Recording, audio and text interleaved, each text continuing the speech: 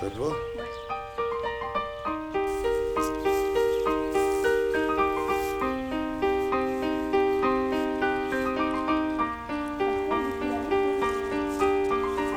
mais la route, c'est vraiment important. Ça, à la cour. Ouais. On rejoint celle-là là-bas, et puis peut-être que par là, on va en remettre une, pour casser un peu quand même. Il y a des gens qui me disent, mais pourquoi tu les as mis à l'intérieur de ta grange? Pourquoi tu les mets pas de dehors? Et justement, c'est intéressant que les gens ils le voient de l'intérieur. Notre travail, c'est notre intérieur à nous. À gauche, donc, on a le T de tresseuse, qui est son logo. Et à droite, on a Monsieur Jean.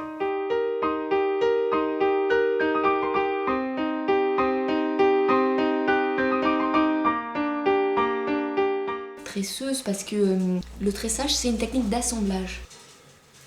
J'aime cette idée de construire des choses par une technique et que donc je peux proposer une solution d'assemblage. Et moi, je veux dire que c'est ça mon métier. Praticien des matières. On n'est pas enfermé dans une seule matière. La matière n'est pas importante. C'est ce qui se passe dans la tête. La matière grise est importante. Après, c'est juste matérialiser ce qui se passe dans un cerveau.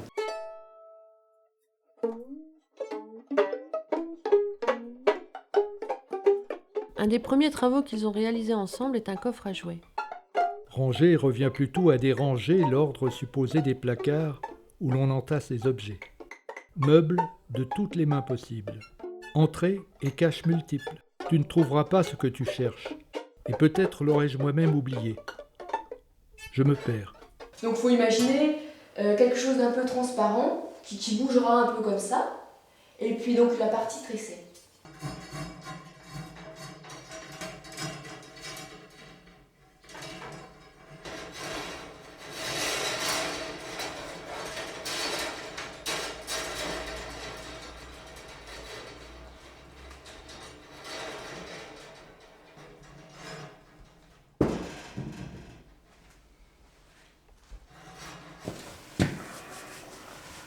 Bon, vous êtes prêts? C'est parti.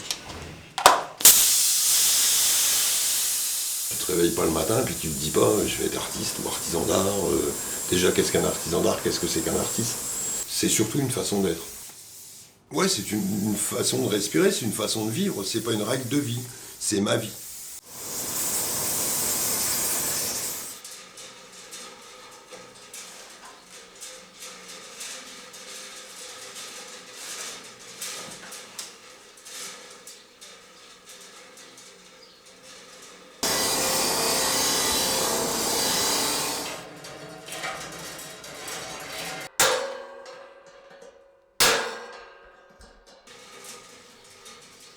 On doit maîtriser la technique, et une fois qu'on l'a maîtrisée, surtout il ne faut plus y penser, et c'est là où on devient créatif.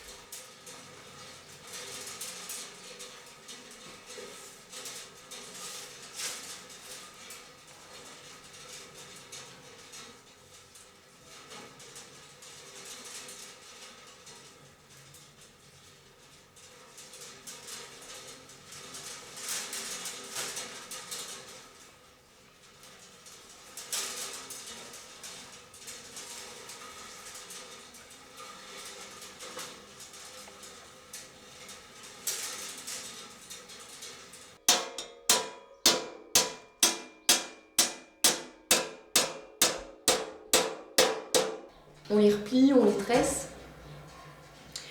Là, chaque montant est un montant et fait la structure. C'est-à-dire qu'on n'a pas de montant et de brin de remplissage. On n'a pas de hiérarchie. Chaque brin fait partie de la structure. Donc on a cette transparence. Avec le doigt, j'oriente, c'est pour ça où j'oriente, je donne des ampleurs comme ceci. Donc ça c'est vraiment les doigts qui décident, les doigts et l'œil. L'important dans un objet, c'est qu'il y ait beaucoup de contraste, pour moi. Donc ici, j'ai un jour important, et ici, je joue sur des bords fins, enfin sur des espaces fins, qui vont donner justement beaucoup plus de volume à l'objet.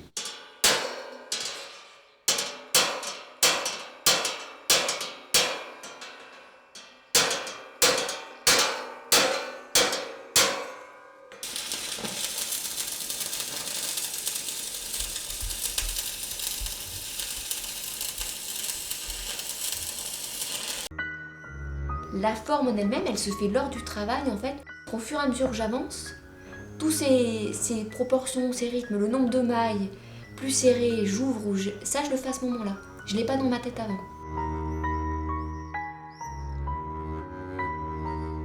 L'écorce, c'est un sous-produit.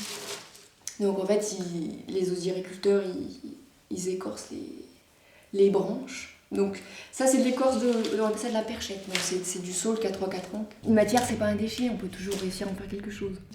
Quand on touche l'écorce, c'est cassant.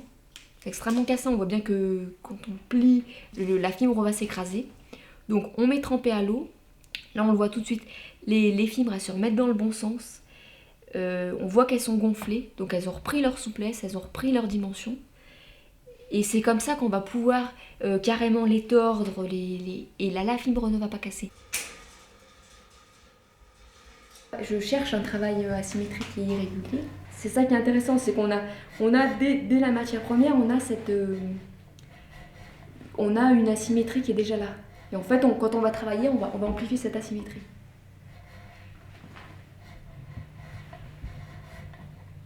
Quand on varie la largeur de l'écorce, en fait, au niveau de la même entrée sans très fin, on a des variations sur l'épaisseur et ça, c'est assez beau, ça fait comme des vagues. On a un peu même objectif de redonner vie à des matières un peu délaissées. Mine de rien, comme je suis une des rares à travailler ces écorces-là, c'est quand même de la matière qui part pas à la poubelle. On est quand même toujours dans l'idée de travailler avec ce qu'on a. Et justement, travailler avec ce qu'on a sur place.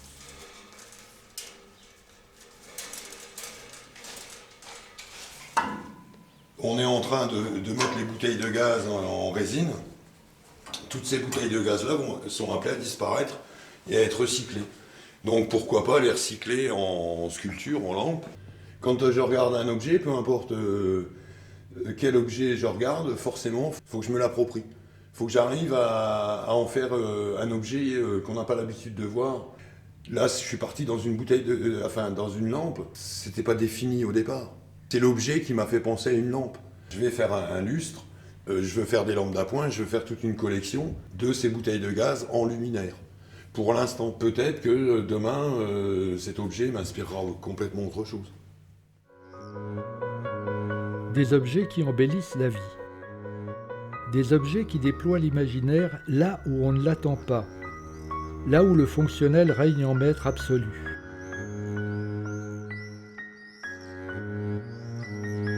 Ces objets ont une fonction, éclairer par exemple, mais ils ne se réduisent jamais à leur fonction.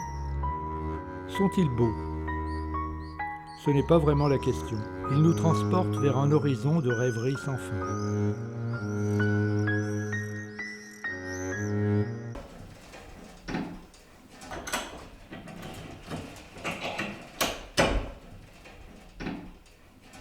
Donc là, on voit bien en fait. Là, je travaille sur le plat d'écorce et tout d'un coup, là, je travaille en hauteur. Et donc, c'est pour ça qu'on a vite cette épaisseur de matière qui fait qu'en fait, on a beaucoup plus de surface ici qu'ici. Alors que j'ai fait le même tour, le même nombre de tours. Au niveau esthétique, c'est assez beau, la différence graphique entre ces belles largeurs et puis là, je travaille beaucoup plus fin, beaucoup plus tassé. Donc oui, ça permet de donner du rythme à la pièce. C'est ça aussi qui va faire les variations des ombres portées. Donc c'est beau, en fait c'est beau quand on regarde la pièce et c'est beau aussi quand la pièce va être éclairée et qu'on verra plus le tressage, par contre on va voir les ombres portées. Donc ça c'est bien aussi d'avoir de la variation. Du cerveau tressé naît un casque de lumière, une autre façon d'habiter la lumière, celle qui éclaire, celle qui joue avec les ombres, celle qui esquisse des motifs aux contours indéfinis.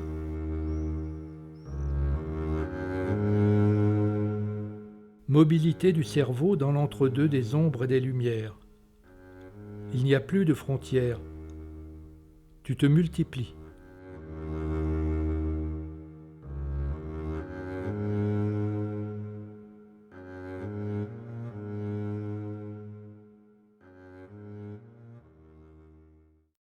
Le découpeur plasma, j'ai découvert ça il y a 1 an. Donc c'est pour moi un petit peu magique, puisqu'on arrive vraiment à faire tout ce qu'on veut en découpe qu'on n'avait pas avec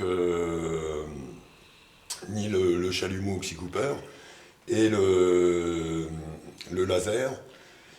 Ça, c'est un objet qu'on peut tenir à la main comme un pinceau, quoi. Voilà, on transforme la matière en gaz, donc à 12 000 degrés. Et pour découper le métal sur de l'épaisseur comme ça, on peut faire 10 mètres à la minute. Donc c'est aussi, même si pour moi la rapidité n'est pas importante, c'est un gain de temps quand même. Et on peut faire du jeté comme avec un crayon, un fusain. On arrive plus facilement à faire un jeté qu'avec un chalumeau oxy-cooper où on est obligé d'attendre que tout soit à température et y aller. Bon après, selon les épaisseurs qu'on travaille, forcément on est obligé, plus c'est épais, plus on va doucement le jeter et moins présent. Donc ça c'est mon premier travail avec l'outil plasma. J'ai fait ma porte qui va dans mon garde-matière, mon garde-manger pour mon cerveau. Et, les mouvements, les courbes, toujours j'aime bien les courbes, la matière, la laisser travailler brute, donc le marteler, rejouer avec les marteaux, c'est bien aussi, puisqu'il n'y a pas que les super outils modernes, il y a aussi le marteau, donc ça c'est un emboutissage au marteau tout simplement, pour épouser la forme. Avec le découpeur, j'arrive bien à suivre la forme de la planche, je fais exactement ce que je veux, et puis là j'ai commencé à faire des recherches de coupe de matière.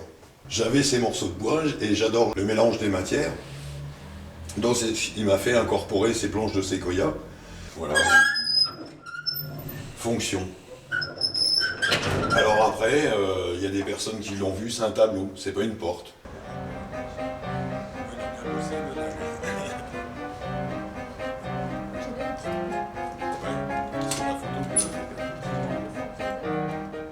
Une porte peut en cacher une autre.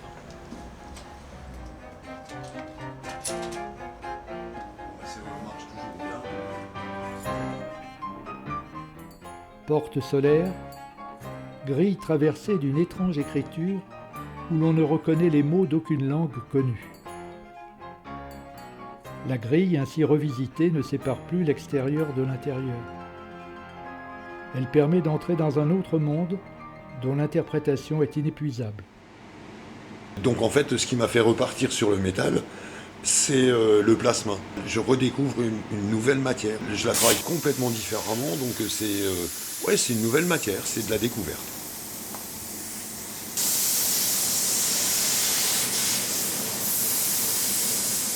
Outil, matière, geste. Donc nouvel outil, nouveau geste. Ces deux éléments-là font une nouvelle pensée. Forcément, je vais penser différemment puisque j'ai d'autres ouvertures. Je vais dans l'inconnu, ce qui est pour moi le propre de la création, quoi. Si on crée des choses existantes, c'est plus de la création. Quand Jean-Luc il a des gestes qui sont très dans le mouvement il est maîtrisé, il est très pur, c'est parce qu'en fait il a des années pratiques.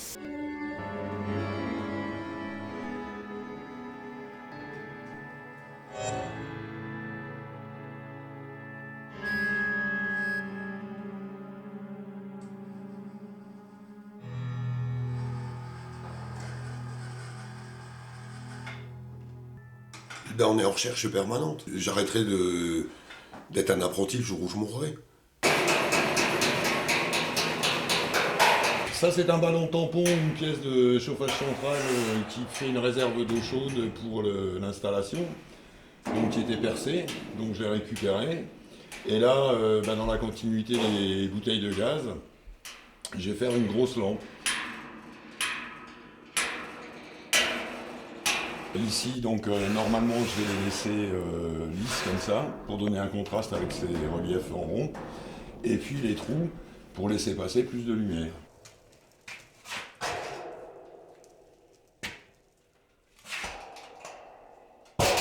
Quelque chose qui n'existe pas et pourrait exister.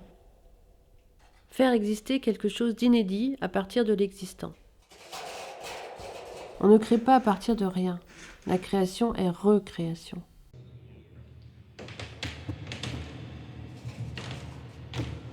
Bon, nouveau jouet. Non, c'est un motif que j'aime bien. Ça peut rejoindre des cordons de soudure, mais ça rejoint encore toujours l'écorce. Et ça peut rejoindre aussi les défauts, les des branches qui ont été coupées, donc qui ont fait un nœud. Et donc l'intérieur sera peint en blanc pour que le contraste soit encore beaucoup plus fort. Là, celle-là, elle sera, contrairement à beaucoup de pièces que je fais patine rouille, celle-là, elle sera en noir mat, comme ça. Bon, après, bien sûr, tous les défauts vont être enlevés. Et donc, ça donnera le contraste avec le blanc de l'intérieur. La vannerie que je réalisais, c'était toujours avec ces courbes, justement, qu'apportait l'osier. L'osier aussi m'a beaucoup apporté. Et si je n'avais pas travaillé la matière osier, je pense que j'en serais pas là non plus. C'est une continuité de vie, de création. J'ai appris une certaine souplesse que je n'avais pas dans le métal et que maintenant, grâce à l'osier, je peux retransmettre au métal.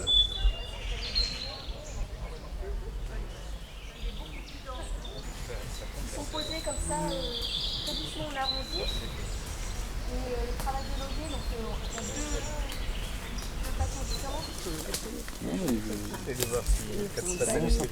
Et donc si vous regardez, vous imaginez chaque brin, en fait, l'angle de chaque brin par rapport à l'arbre, vertical, il s'incline, il passe à l'horizontale. Et en fait, on peut dire que symboliquement, en fait, c'est comme s'il dessine la trace de la chute de l'arbre. C'est plus poétique que scientifique au niveau de la pesanteur. Enfin, voilà. Alors derrière, vous avez Catherine et Gérard qui sont en train de filmer notre travail. C'était la première expo qu'on faisait ensemble. Il fallait trouver une liaison et comme on était dans les sous-bois, le travail de l'écorce, moi je faisais un peuple, enfin des petits personnages. On a pris le parti de proposer donc un jardin d'artistes et donc travailler la forêt parce qu'en fait la forêt, le jardin il est fait, on avait juste à mettre en valeur la forêt. Par rapport à l'écorce, c'était l'idée aussi de la peau, rajouter des objets qui étaient comme des parures.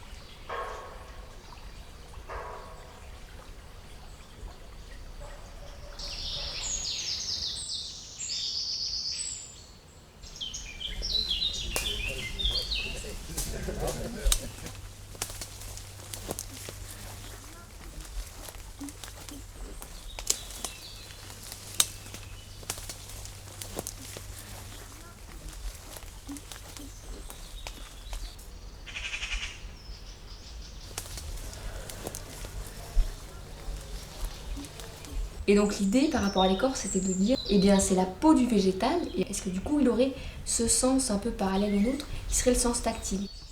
Et du coup, est-ce que l'écorce serait aussi un sens de communication pour les plantes.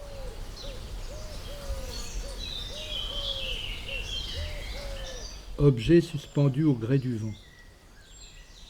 Sculptures installées dans la nature, elles finissent par en faire partie.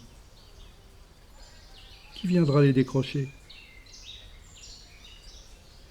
On voudrait les y laisser, comme une seconde nature à laquelle l'homme a prêté sa main et dont la nature continue à jouer.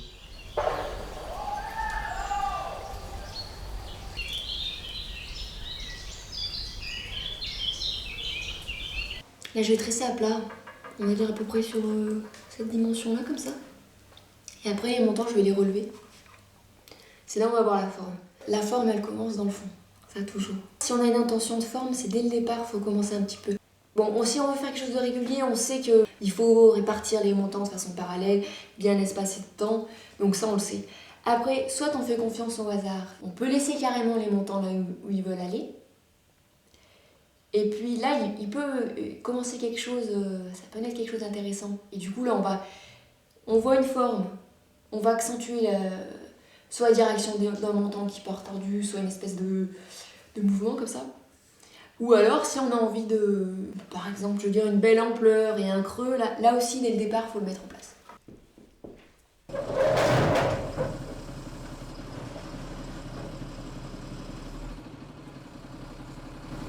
hier, ça tombait par terre. On n'est pas bien serré. Moi, c'est bien serré.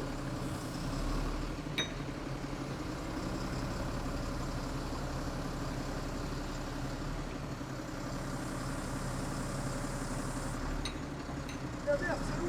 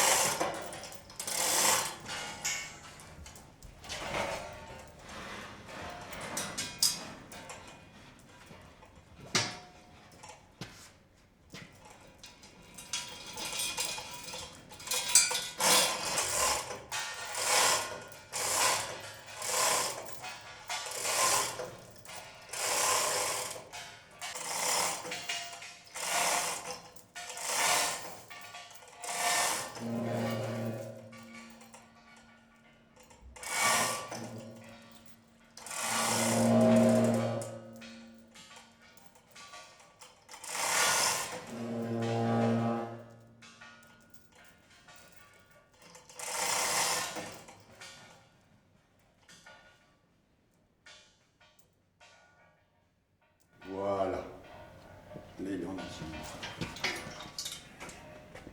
Là, je suis en train de préparer mes repères avec mes proportions. Donc, je vais faire un tiers qui va être vraiment le pied, qui va donc supporter la totalité du lampadaire. Et puis ici aussi, je vais faire donc découper au plasma toute cette partie-là.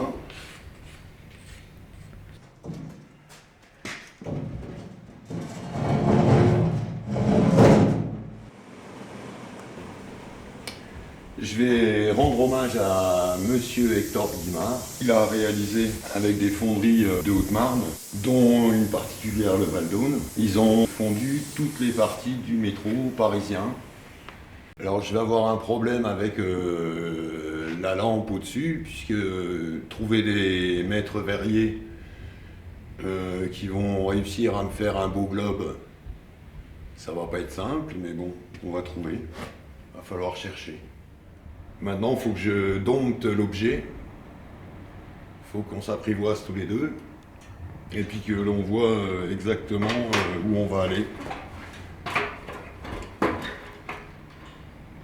Et quand je vais découper avec la buse du plasma, selon l'angle que je vais donner à mon outil, j'aurai une marque de découpe où on verra la matière complètement différemment. Je vais essayer justement des volutes qu'on peut retrouver dans l'Art Nouveau. Sera donné aussi avec le mouvement de découpe. Ça ne sera pas que les trous.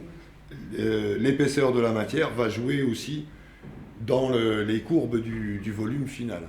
Pour l'instant, je suis content. Ça va ressembler à ce que je pense avoir dans la tête. Alors là, avec la soudure à l'arc, j'ai aligné des cordons dans des sens différents. Donc il y en a à l'horizontale, des verticaux.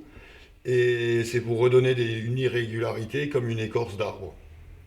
Donc des cordons beaucoup plus larges, qui partent fins, qui sont plus larges, d'autres très larges. Et toujours de la soudure irrégulière, voire très régulière, pour donner plein de contrastes. Et donc de l'autre côté, j'ai fait pareil. Toutes les pièces que j'ai rajoutées, en fait, sur cette grosse pièce-là, j'ai fait donc ces cordons pour donner la vie à ce lampadaire, son côté végétal. Tant pis, va par là. Non, je dis ça passe. Voilà, bouge pas.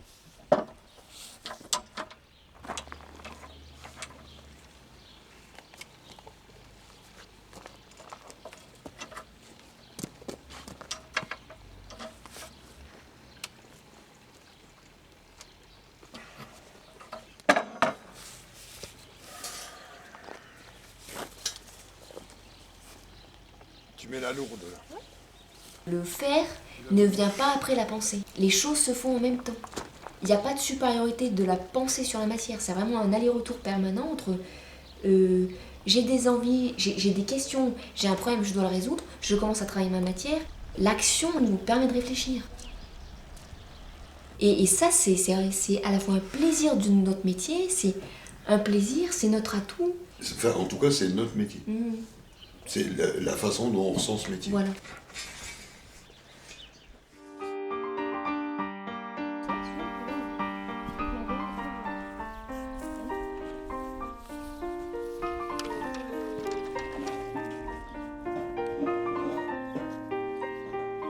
Non, laisse. Est-ce qu'une forme comme ça, est-ce que la terre, si tu mets de la terre dedans, elle va se barrer, je pense. Faudrait qu'il soit plus haut.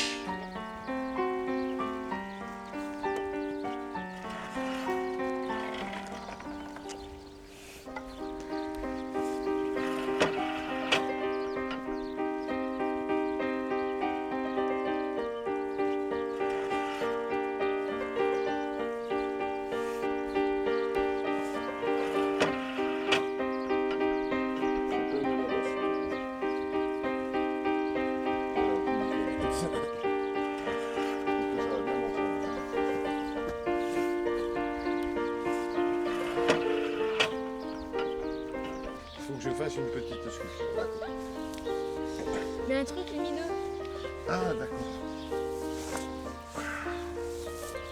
Ça serait pas une bonne idée, hein, mais Ben, on arrive. tu vas encore dire que je suis toute tordue, non? Non, c'est bon. Voilà.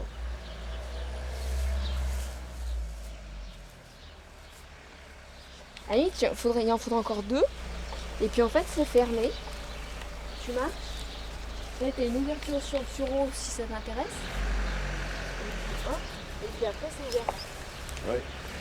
Et on mange là-bas. Voilà. On veut en faire notre potager pour l'été. Donc il y aura des salades. C'est décoratif et utile en même temps. C'est un jardin contemporain. Un potager contemporain. Un potager contemporain, merci. C'est le potager de loisirs, mais par exemple le soir de l'inauguration, pourquoi pas aller cueillir 2-3 salades, faire une petite sauce de salade avec les gens, et on mange la salade de l'installation, par exemple.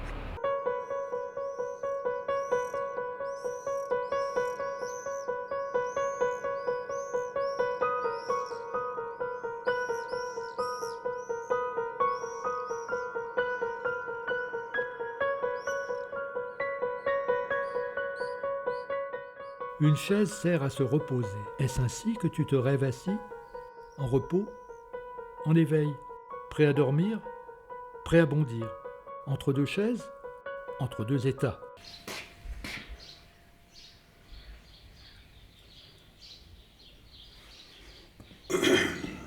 Alors quand on travaille dans des lieux publics, c'est toujours difficile, parce qu'il y a des normes de sécurité.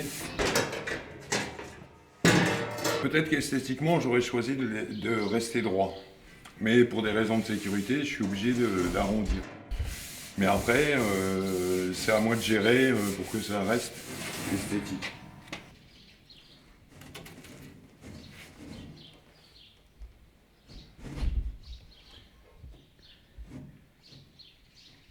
Donc à chaque fois, je réfléchis à la souplesse,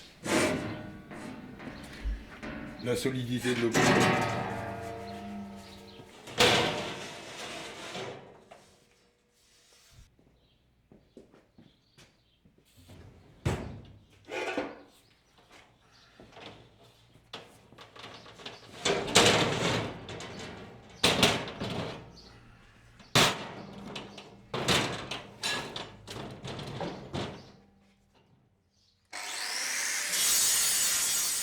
Pour cet objet, je pense que je vais passer à peu près une semaine à 15 jours, 24 heures sur 24, parce que c'est pas parce que je suis pas dans l'atelier que j'y pense pas à cet objet. Bon après, comme tout prototype, il y a forcément des défauts. La souplesse, là, elle est voulue, mais elle est encore trop souple. Je veux absolument, pour qu'elle soit vraiment confortable, elle avance comme ça. Et quand on a un poids dessus, Ici, elle se cintre beaucoup. Donc je vais être obligé de travailler en tôle beaucoup plus épaisse. Le graphisme, il est tout simple. J'ai voulu faire un peu comme une lettre. Alors une lettre anonyme peut-être. Après, à chacun de se raconter son histoire, de voir les mots. Moi, j'ai pas fait de mots. Chacun son histoire. Le rêve appartient à tout le monde.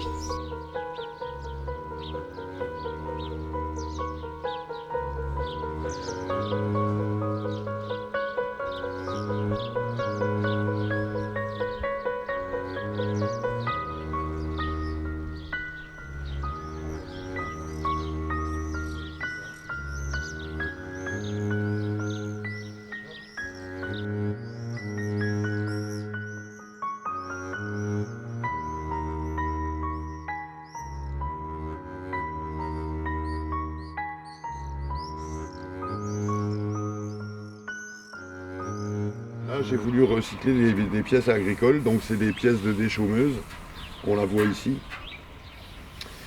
Et donc c'était pour fabriquer, le but c'était de fabriquer une fontaine pluviale, de récupérer les eaux de pluie du toit de la maison, qu'elle coule dessus, et donc avec des éclaboussures tout autour. Et ici donc c'est une pièce qui est toujours en construction. Récupérer le filet d'eau ici qui va rejoindre une sculpture en pierre sèche réalisée par des amis bâtisseurs. Voilà, c'est une fontaine pluviale. Et là, justement, toujours dans la récupération, ces pièces-là, ce sont les chutes des découpes, des emboîtements de toutes les pièces qu'il y a eu dessus. Moi, j'ai pris cet outil agricole et j'en ai fait un objet esthétique. Mais l'inverse, un objet esthétique peut devenir aussi un outil. Alors cette pièce-là, c'est aussi des pièces de déchaumeuse. Donc là, la recherche, c'était d'avoir un jeu d'ombre et de lumière avec 1, 2, 3, 4 départs de sphères pour avoir une liaison avec l'autre sphère qui est là-bas. Et par contre, celle-là, je l'ai beaucoup plus ajourée, justement pour jouer avec l'ombre et la lumière. Et toujours le principe de la patine couleur rouille. Naturel, en fait. J'aime bien que les gens rêvent avec mon travail. Si on est trop précis ou trop figuratif, le rêve est nettement moins présent. Et je trouve que c'est des bons fauteuils de méditation. Voilà. Et dans le travail, il faut toujours avoir un côté ludique.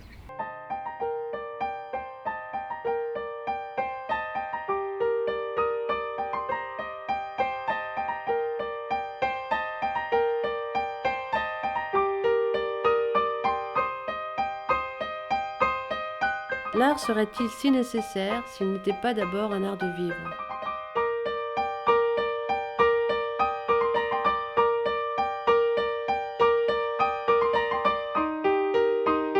Créer un nouvel objet, c'est aussi créer un nouveau regard sur l'objet.